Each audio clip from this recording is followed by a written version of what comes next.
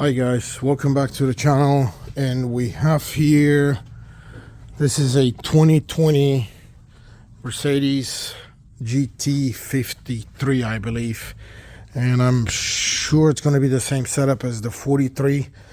I think they're almost identical vehicles. I have had multiple requests to do the rear brakes because I already have a video on the front ones. And there are not many videos on YouTube on this vehicle particularly. Watch my other video because I'm doing something crazy on the engine, and I found a weak spot on these 6-cylinder flat 3-liter turbo engines on Mercedes. That is actually Mercedes is using these across the line of many vehicles, but I'll show you, watch my other video to show you what the weak spot is on those engines. And here we have the rear brakes. I'm not going to install new parts because I don't have to replace them right now on this vehicle. Actually, technically, the brakes on this vehicle are due for replacement. So we are in a conversation or communication with the owner to see whether they want to do it or not. The rear brakes are pretty low, as you can see. They are almost worn out. The front brakes are almost completely out. As you can see, the rotor is got the ridges, so it's almost completely destroyed, and we have the fat edge on the bottom, on the top, so that's below the minimum. I can feel it's below the minimum. Let me see if I can. Yeah, right here. Ooh, that edge is huge. Yep, I guarantee you this below 2 millimeters. So they need to be replaced technically. But again, we are in communication with the owner to see what they're gonna do, whether they're gonna do it or not. Anyway, I'm gonna show you how to do this job.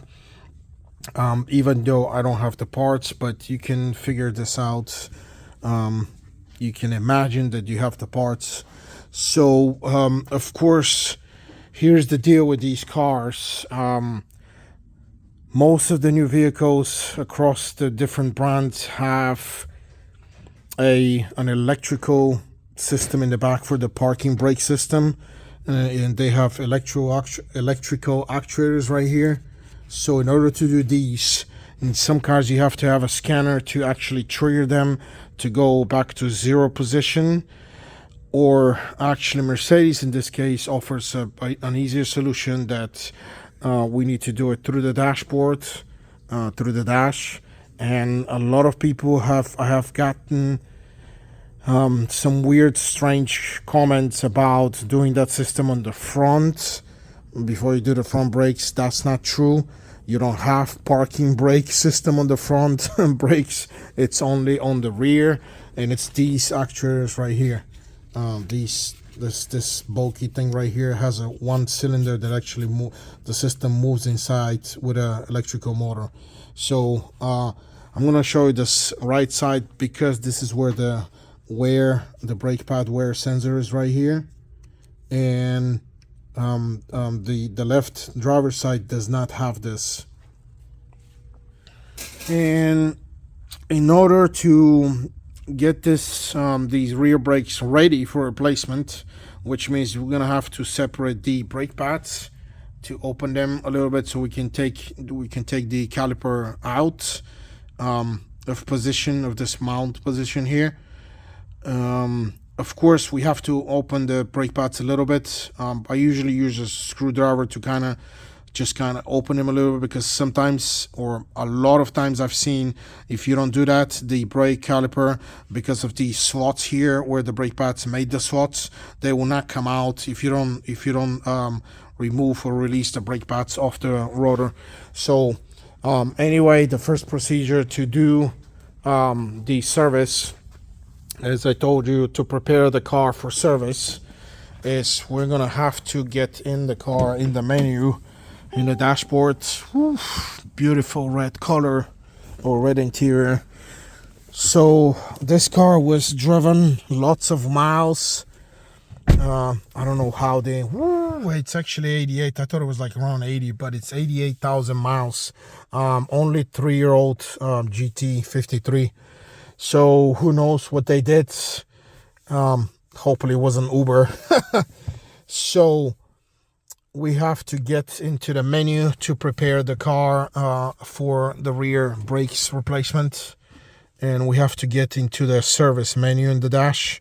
So guys, we're inside the vehicle, the Mercedes GT53, and we need to set this car into the service or workshop menu.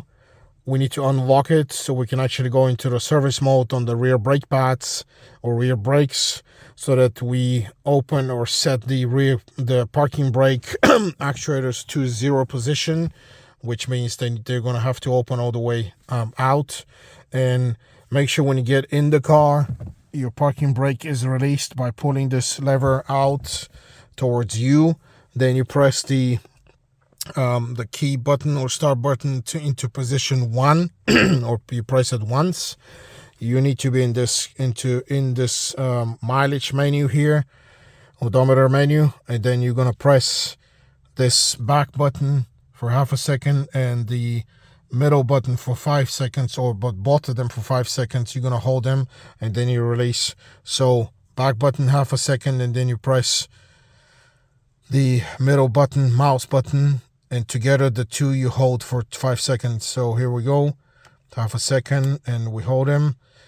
2, 3, 4, 5, and use the mouse button to go to the left going to the workshop menu right here. So you're gonna click on the workshop with the mouse button, and you need to go. This is the menu, brake pad replacement. Remember, this is only rear brakes. It has nothing to do with the front ones. This is due to the fact that you have the electrical parking brake actuator. So we press this, move to fitting position with OK, cancel with back. Okay, so once you do that, you can leave the car like this, because the car knows now that you're changing the actual brake pad. So it's setting the parking brake actuators to 0 open position, and you leave the car like this, and then you go out and we continue with the replacement. Okay, of course you need to have the tire wheel out, or the wheel out, and again, brake pad sensor right here. So that's why I'm showing you the passenger rear side, because this is the one side that has the sensor. The left driver side does not have it. So in our case here, I'm gonna do a couple simple things, nothing complicated actually. I'm gonna release this this plug here that holds the actual sensor. That's the plug where the sensor is plugged into here. That's a Torx, inverted Torx. I actually use an 8mm socket on these, normal 8mm. It's been faster it works faster with me, and sometimes I have not liked how these inverted Torx work if you use the inverted Torx socket, and I've never had the problems with the 8mm sockets. But anyway, I'll use whatever, and I'll show you in a second. And I'm gonna have to open this, and then I'm gonna have to release this these 2 bolts here in order to remove the caliper out. Okay guys, the inverted Torx here is actually E10 right here. That's the proper, or the socket that's meant for this, but I have ended up using the 8mm, also normal sockets right here, and they actually work. You see, here we go. This actually fits perfectly into the 8mm with no problems.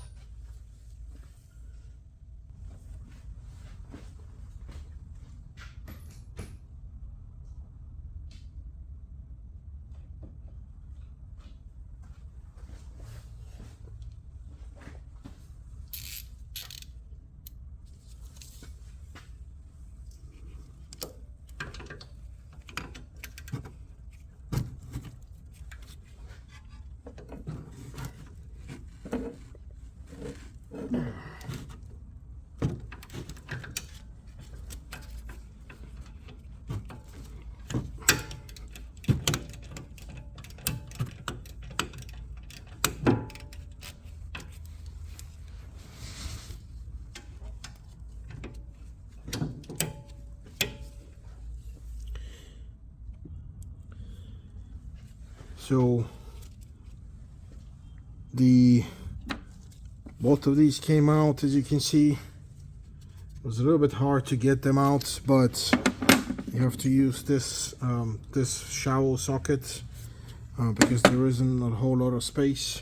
The bracket is not coming out, and it seems that the inside brake pad is loose here, but this one is kind of glued, the outside. That's crazy. I haven't seen this thing before. I think I saw a technical service bulletin on this where the rotors get destroyed by rust if they sit for too long. This rotor is for replacement. The brake pads are for replacement. Actually, I'm almost certain either that this brake light has come on already, or maybe it's gonna come out soon. Well, it's got some left, I guess. Yeah, they still got some left, maybe about 10-15%. But the rotor is in really bad shape because the minimum wear out is actually it's there. It has a very rough edge, and it's a huge edge. That's about a millimeter, maybe 1.5 millimeters to 2 millimeters. That's the minimum. I'm gonna have to get a hammer in order to release this outside brake pad because it is glued to the rotor. So here we go. It's kind of weirdly glued, but that's what happens also because of this ridge here. The brake pad doesn't want to come out of this ridge on both sides. So here's the bracket. Obviously you're gonna have to install the new brake pads here. I would recommend only Mercedes brake pads. I know that they cause a lot of dust contamination on your wheels, but that's about the only thing that I have realized through the many years of experience with these cars that actually works, and the car stops where it's supposed to stop, and and then the way it's supposed to stop. So only Mercedes brake pads recommendation. Don't even try anything else. And on the rotors, you can do Mercedes rotors, obviously the best choice, or you can do Zimmermann rotors. They're made in Germany. They're probably equal to the OEM rotors, or maybe even better. Sometimes there are two other companies that I've seen making these rotors for Mercedes, and the brake pads. And on the front ones, I have seen Brembo brakes, meaning Brembo makes the rotors and brake pads for Mercedes. And on the rear ones, I have seen Techstar making the rotors and the brake pads. But Techstar aftermarket, I've tried before, and it has not worked. For some reason, it has a difference between, there's a huge difference between the Techstar Mercedes brake pads, that is sold by Mercedes, and the Techstar brake pad that it's sold on the aftermarket market. Well, in this vehicle, it's actually TRW that makes the brake pad, and then probably the rotors. So the only thing on this thing is, obviously you can remove the old ones. Like I said, these brakes should be replaced on this vehicle. We usually do front and rear at the same time, just so that the customer starts, feeling the car as it should be, meaning that you're only going to save about 5,000 miles on these rear brakes if you don't do them now, because the front ones are to the minimum, and it doesn't make sense to me. And I have done it on my cars, and most customers they like their cars in top shape, and this is a performance vehicle, of course. So our recommendation is to replace these. I don't want to hear any comments about this.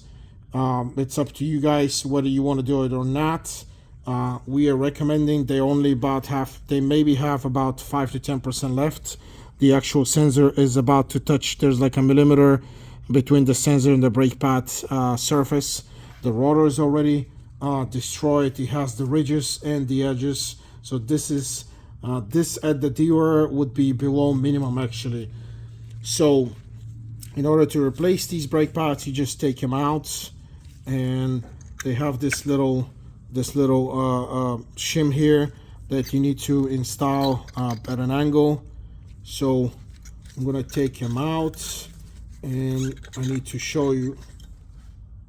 I'm gonna have to show you one very important part of this job, or the most important part of this job, is to lubricate these self-guiding pins right here, because most people or most mechanics don't even know that this is supposed to be done, or they don't do it because they're lazy.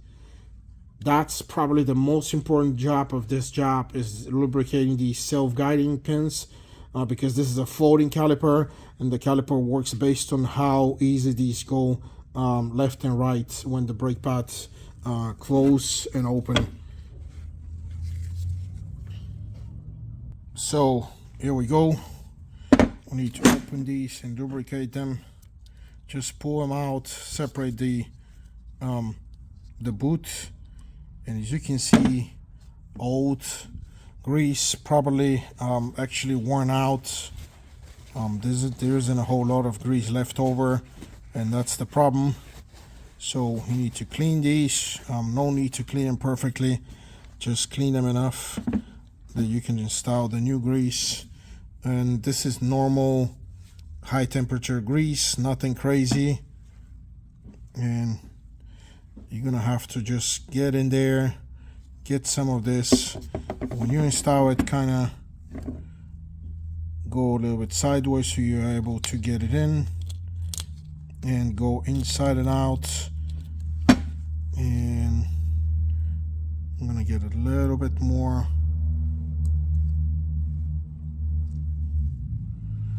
There we go. And this will create actually kind of a vacuum sometimes, and if there's an excess of this grease, you can push all the way down. See, we have a vacuum situation here. That's the resistance from the new grease. You can push it all the way out, all the way down, and just kind of get the excess grease out. Even if it leaks a little bit, it's not a big deal, a huge deal, but you need to clean this so you don't have excess grease coming out. So I'm gonna push this out a little bit more, all the way down, and there we go. We managed to clean it, not a big mess. And this is the same thing, same deal with the other guiding pin. Clean it up. I'm gonna put a little bit of grease in there, and I'm gonna install some grease in there. This may be a little bit too much. Kind of try to get it in by twisting the guiding pin, and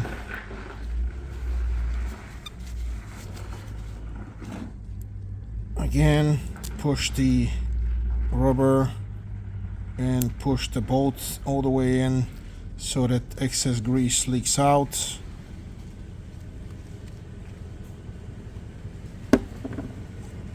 Okay.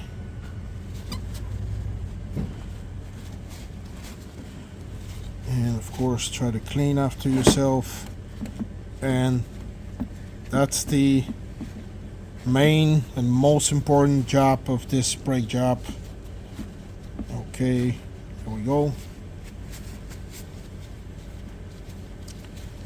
And now I'm going to show you how to prepare the actually, to get the rotor out. You only have one T30 Torx here that you take out. And very important thing, this rotor is not going to come out because it's rusted here. It's highly recommended that you try to clean this with a metal brush, and then when you take the rotor out, you clean the backside of this rotor. So here's the deal, guys, with this rotor. The T30 Torx 30 T30 bolt here that holds the rotor to the hub.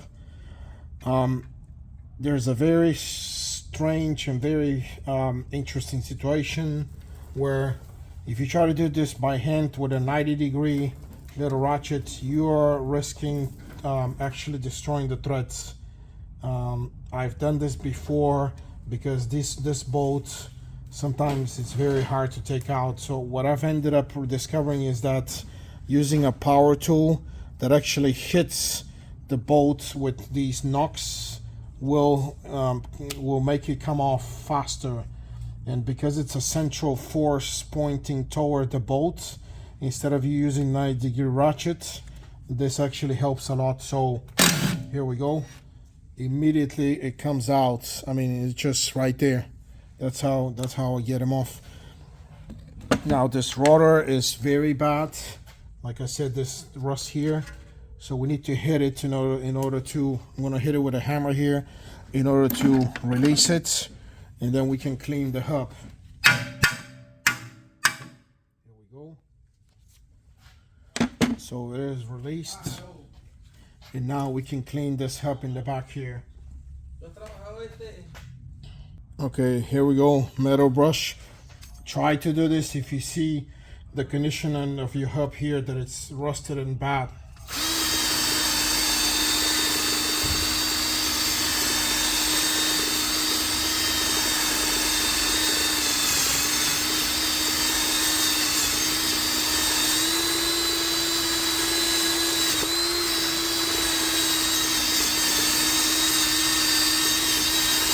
Okay, perfectly clean, very nice.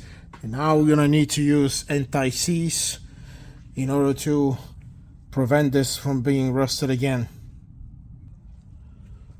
Okay, anti-seize compound by Permatex, anti-seize lubricant, and just kind of smudge it. And you don't need a whole lot of this, but smudge it on the surfaces that are going to touch the new rotor, so that will help you in the future to separate the rotor.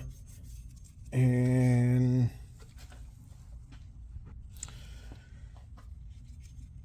again, try to smudge the surfaces where the new rotor is going to touch this hub, and this should be okay. Don't overdo it, just lightly.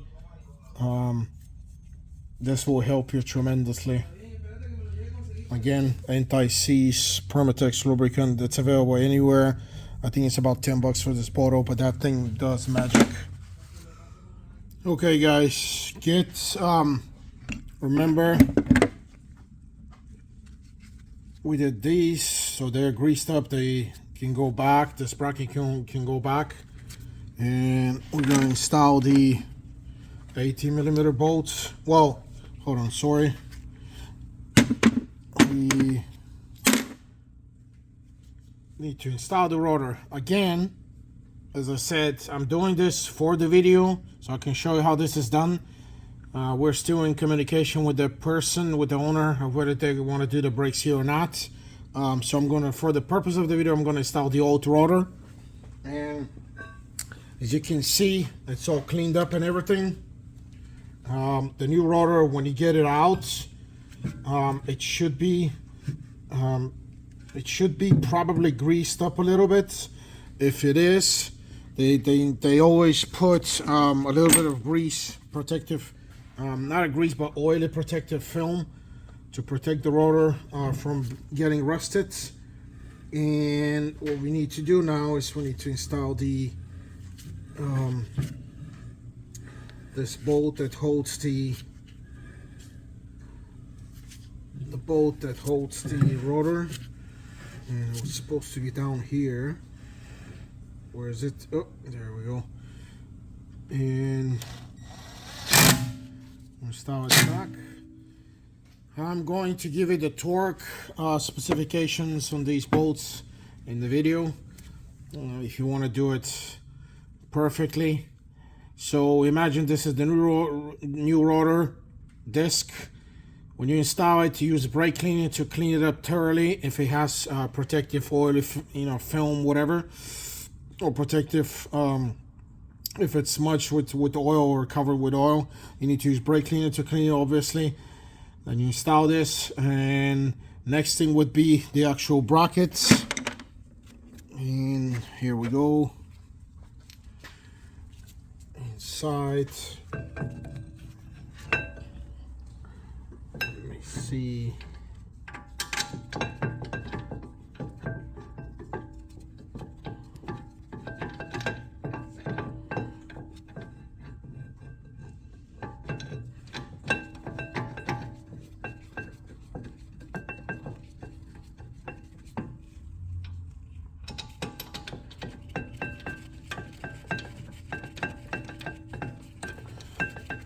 And these are 18 millimeter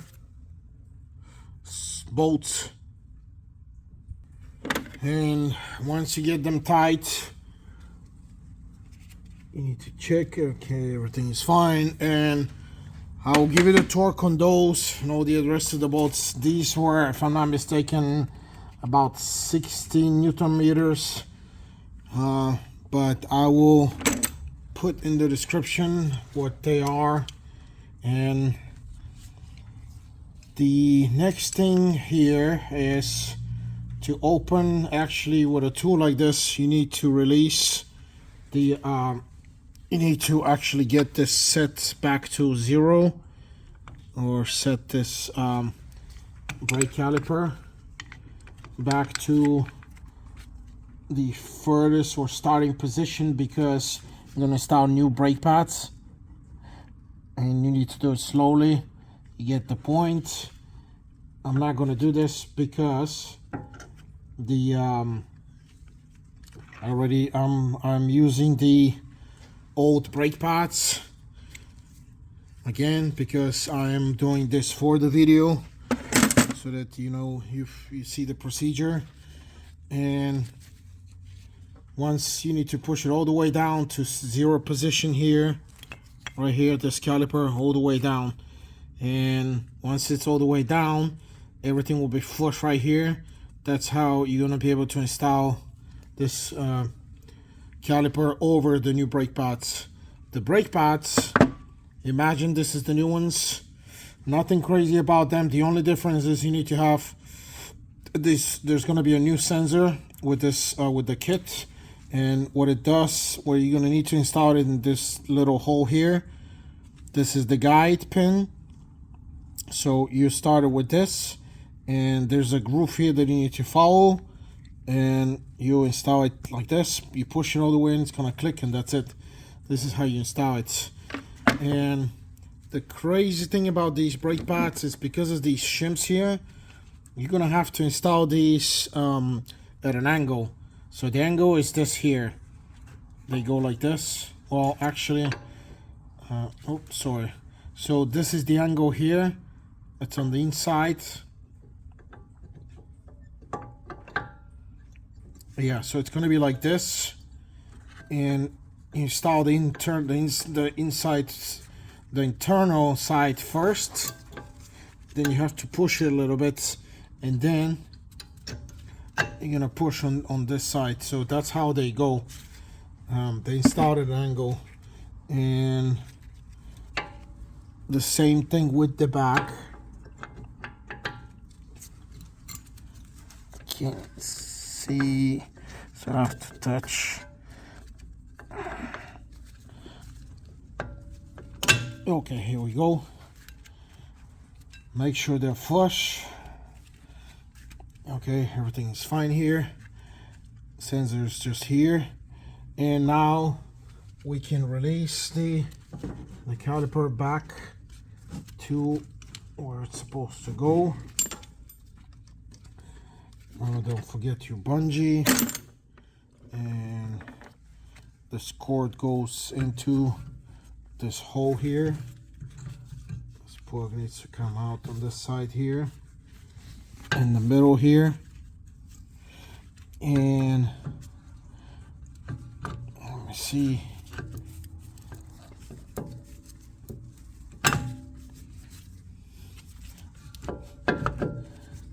Okay, once you get him here, and this should be Okay, yep, everything is fine. And now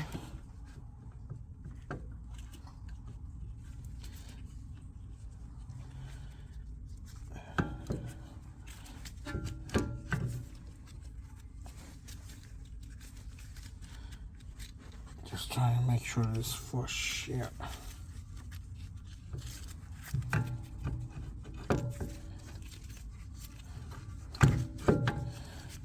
Okay. And now we need to install the 13mm bolts that hold this caliper to the guide pins. We may have to extend them.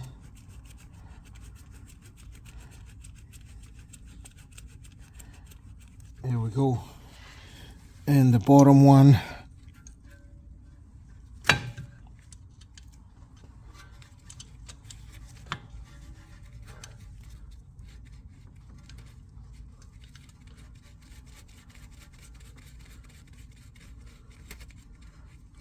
there we go.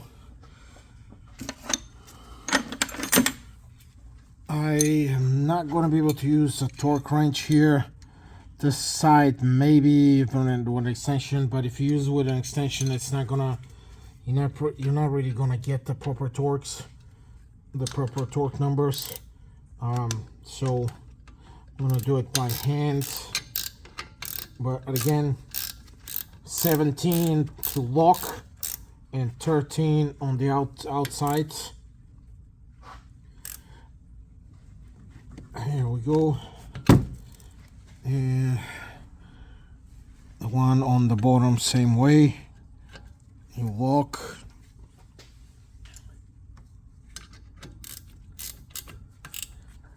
Actually, once you get close to the metal, the nut will lock by itself on the, or the bolt will lock on the outside by itself. So you don't really need to hold these. The locking nut in the middle. And here we go. The last part of this mechanical situation is we need to install. Imagine that this is the new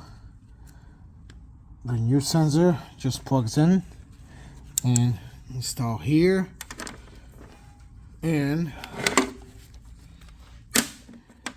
I believe the torque on this was 8 Newton meters, so it's not a whole lot.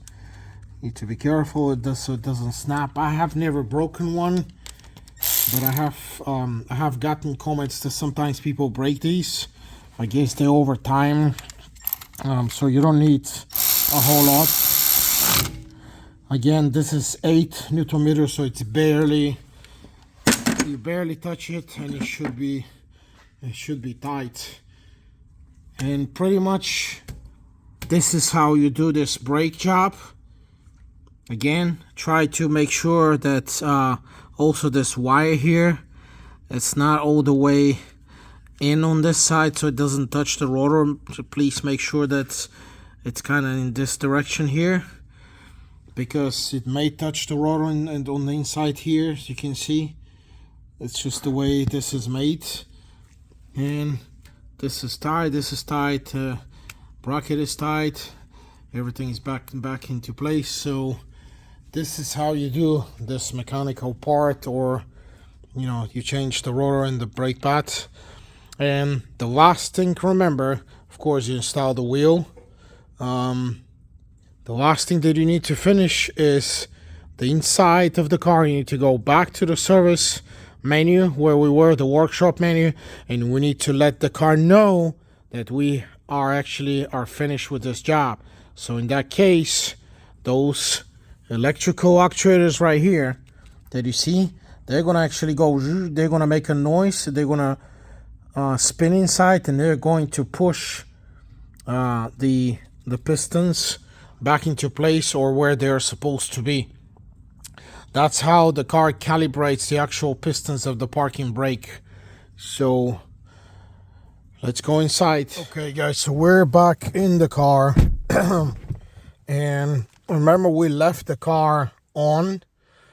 That's how you're supposed to do it. Usually this car, I've had this situation before where the car knows that you've left the brake pads into service mode, but not sure why this car forgot this, because it's supposed to stay on and then it's supposed to ask us if whether we finish this. Okay, well, it actually moved to like outside the menu, but it's still actually back into the same position where we left it, because it says move to fitting position with OK. That means we need to press OK, which is this mouse button, actually to make the brake calipers adjust themselves back to normal position. You're gonna hear a little buzzing. That's the actuators moving.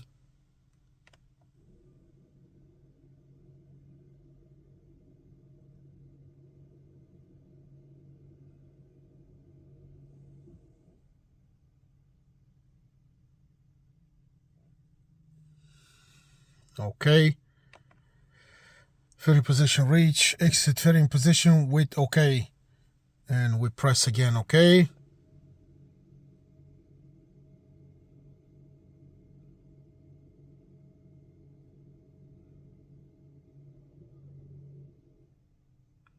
Fitting position has been exited, confirmed with OK. As you can see, the lights, the ABS and the parking brake light, they don't blink anymore. And this was actually the whole procedure. Again, this is only for the rear brakes because of the parking brake, electrical parking brake actuators that need to be, you need to let the car know that you're doing this replacement. So they go to 0 position, where they allow you to push them back out to normal 0 position or replacement position when you open the actual piston inside, so you can fit the new brake pads. And then you finish this procedure here so that you let the computer and the piston and the actuator actually go back to where they're supposed to go, and push it to the point where they will stop by themselves when they actually reach the brake pads, pushing the rotor, and they will close. And that's how the car is going to tell you everything is ready.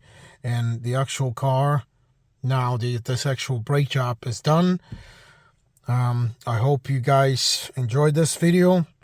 I had multiple requests to do this. There isn't a whole lot of stuff or a whole lot of videos on these cars for some reason, so I'm happy to make them for you guys. And of course, we don't really get a lot of these cars all the time as like the dealers, but I will post as much as I can and what I see. Please leave your comments in the comment section, or if you want to do something else on this particular vehicle, please watch my I'm gonna post another couple, maybe another two more videos on this car, to show you a couple situations that we have been fixing on this particular vehicle. Actually, one is repair, the other one is something that GT owners need to be aware of. And please stay tuned. Please watch the other videos. Thanks for watching, guys. Thanks a lot. Please subscribe. Please like my videos. And thank you.